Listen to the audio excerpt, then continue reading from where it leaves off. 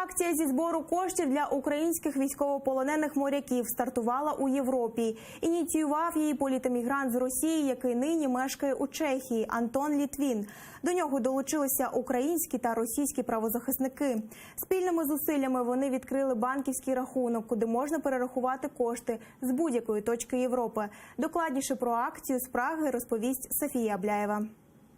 Антон Літвін – відомий у Празі російський політемігрант. Вже кілька років він мешкає у Чехії, займається громадською діяльністю. Він заснував акцію зі збору коштів для військовополонених українських моряків «24 СОС». Свою ініціативу активіст презентував на одному з чеських ярмарків. На те, щоб відкрити прозорий рахунок, знадобилося 4 місяці. Мы получили разрешение от Министерства иностранных дел Чехии. Мы собрали кучу справок от таможни, от налоговых органов о том, что у нас нет никаких задолженностей. Мы получили окончательное разрешение от магистрата Праги на то, что мы можем собирать деньги для перевода их в Российскую Федерацию. Крім світлин моряків, на стенді стяг військово-морських сил України. Його Літвіну привезли активісти Празького Майдану. Мы привезли ему флаг и поддержали его информационно. Мы рассказываем людям, мы рассказываем туристам и чехам о этой инициативе и предлагаем им поддержать эту акцию.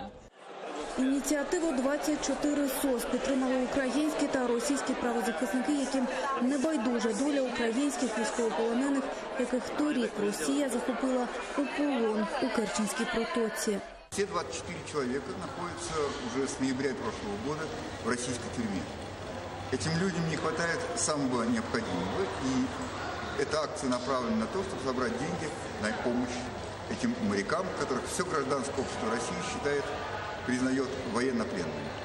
Я одессит, и для меня очень важно, что мои российские друзья здесь, в Праге, собирают деньги для помощи пленным украинским морякам. Ведь эти корабли как раз вышли из Одессы.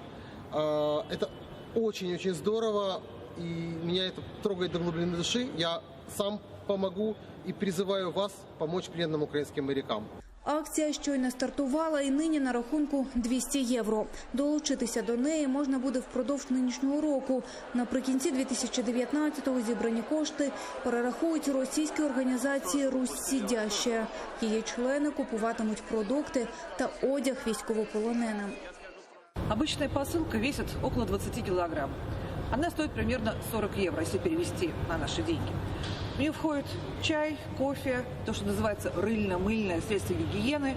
Это консервы, салфетки, туалетная бумага, черные теплые носки, темная футболка, спортивный костюм и все остальные самые необходимые вещи. Печенье, что-то к чаю, сухая колбаса, твердый сыр. Долучитися до акції може кожен. Інформацію про неї можна знайти на сторінці Антона Літвіна у Фейсбук. Софія Абляєва, Світлана Осіпова з Праги для Заман АТР.